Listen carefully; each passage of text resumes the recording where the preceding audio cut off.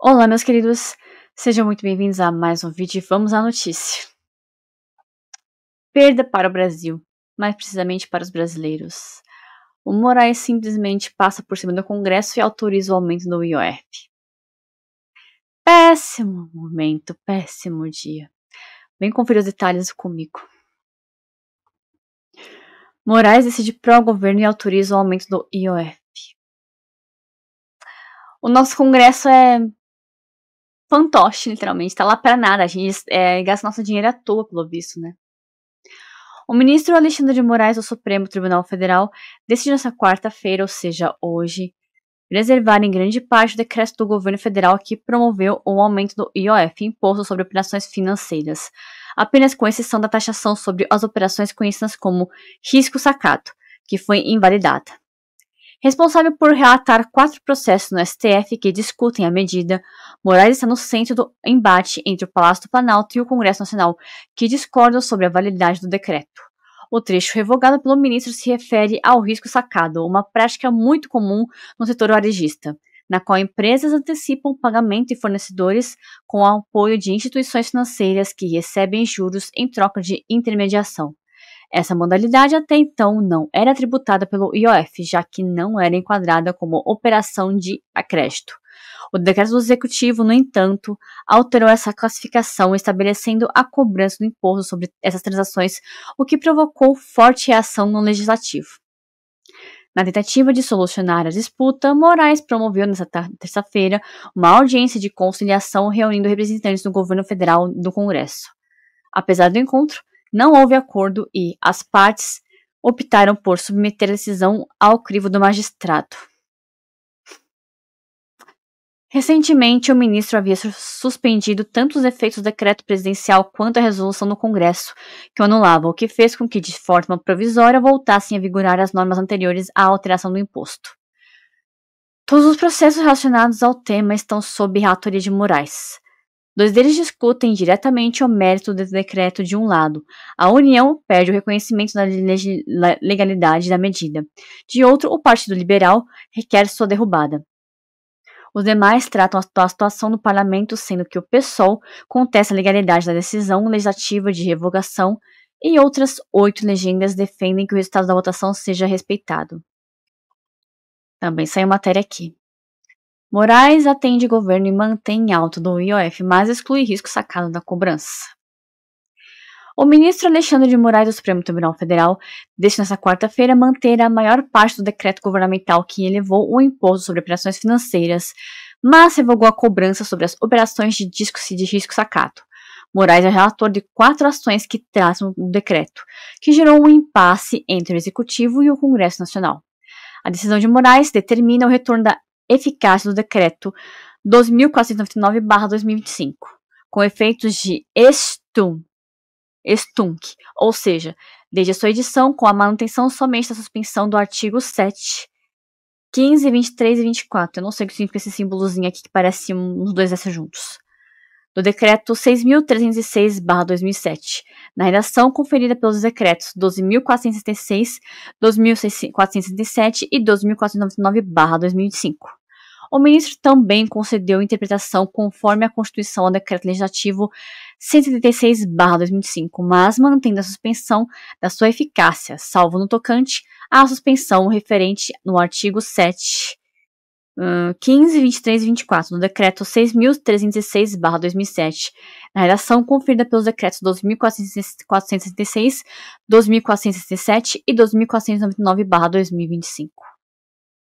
O risco sacado é uma prática comum entre varejistas que consiste na antecipação de pagamentos e fornecedores por meio de bancos, com cobrança de taxas. Antes do decreto, essa transação não era considerada uma operação de crédito para fins de IOF. No entanto, o ato do governo federal buscou redefini-la como tal, tornando-a passível de taxação. Segundo o ministro, o decreto presidencial, ao pretender expandir a hipótese de incidência do IOF, naquilo em que determinou a equiparação das operações de risco sacado ao fato gerador do imposto, qual seja operações de crédito, incorreu em inconstitucionalidade. Moraes explicou que o texto assinado pelo presidente da República não se tratou de simples alteração da alíquota no imposto, mas introduziu nova hipótese de incidência tributária, sem previsão legal anterior que a ampare, configurando clara afronta ao princípio da legalidade tributária. O ministro pontuou que, ao prever esse excesso normativo, o decreto presidencial pretendeu regulamentar a lei além do previsto constitucional e, consequentemente, tornou-se impugnável.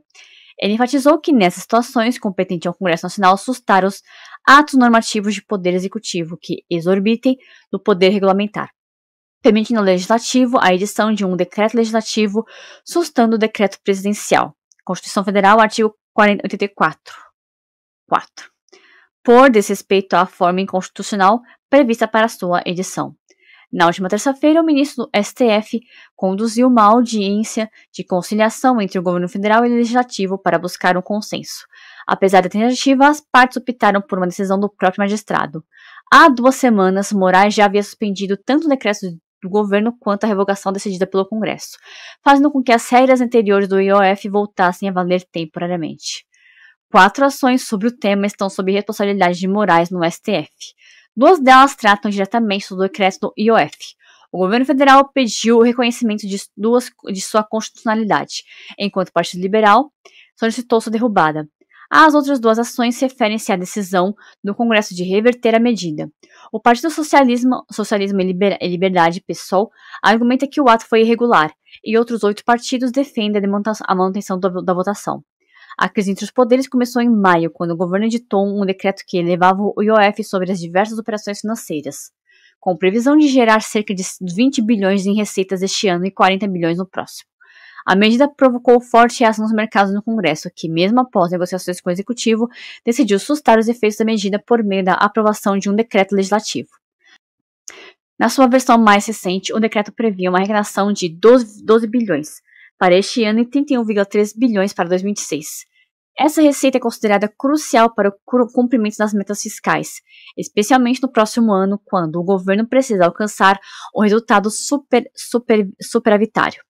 Atualmente, 31,3 bilhões do orçamento deste ano já estão congelados, caso não haja uma solução favorável ao governo no STF sobre o IOF. É provável que essa contenção aumente no relatório de atualização do orçamento, que será divulgado na próxima semana. Bom, e teve alguém que ficou felizinho demais com isso. E não foi ninguém da direita. A esquerda, é claro. O cara aqui que é formado em 2 meses de economia. 2 meses. Haddad elogia a decisão de Moraes sobre IOF e vê Constituição acima de tudo. Não, dinheiro acima de tudo, no caso. Dinheiro deles, né? A vontade deles acima da nossa. O ministro da Fazenda, Fernando Haddad, afirmou nesta quarta-feira que considera absolutamente legítima a decisão do ministro Alexandre de Moraes do Supremo Tribunal Federal, STF, que manteve o decreto do governo Lula para o aumento do imposto sobre operações financeiras, vetando apenas a parte que tratava do chamado risco sacado. Estávamos muito satisfeitos com a maneira como o ministro Alexandre tratou o assunto, com muita sobriedade e colocando a Constituição acima de tudo. Não. A vontade dos políticos acima para ferrar o povo, é somente isso. Declarou Haddad a jornalistas ao comentar a decisão do magistrado. Segundo o titular da Fazenda, o decreto presidencial respeitava completamente a Constituição. Haddad também ponderou sobre o impacto da exclusão do risco sacado e afirmou que Moraes demonstrou alguma sensibilidade. Ao analisar a questão, a justiça é para isso mesmo, para sopesar os argumentos. Para nós, do ponto de vista regulatório, foi muito importante porque a gente fechou algumas brechas de evasão e sonegação, avaliou. A exclusão do risco sacado à operação de antecipação de recebíveis usada por empresas do varejo para financiar o capital de giro representa uma perda estimada em 4 bilhões para o governo. 450 milhões em 2005 e 3,5 bilhões em 2006. Inicialmente, a equipe econômica previa arrecadar 12 bilhões em 2005 e 31,2 bilhões em 2006 com a nova política do IOF. Apesar do impacto, Haddad declarou que o governo buscará alternativas para compensar a receita que deixou de ser contabilizada com o veto do STF. Vamos começar a trabalhar nisso semana que vem. Temos também o relatório bimestral de avaliação de receita e despesas para apresentar no dia 22 de julho. O fato de a decisão ter sido tomada hoje ajudou bastante, disse o ministro. O chefe da Fazenda também demonstrou confiança na capacidade do governo de equilibrar as contas. Ah, sei. Gastando horrorosamente é assim. Mas as contas ficam super equilibradas com as gastos que eles fazem fora do país e no país, né? Ficam super equilibradas de fato.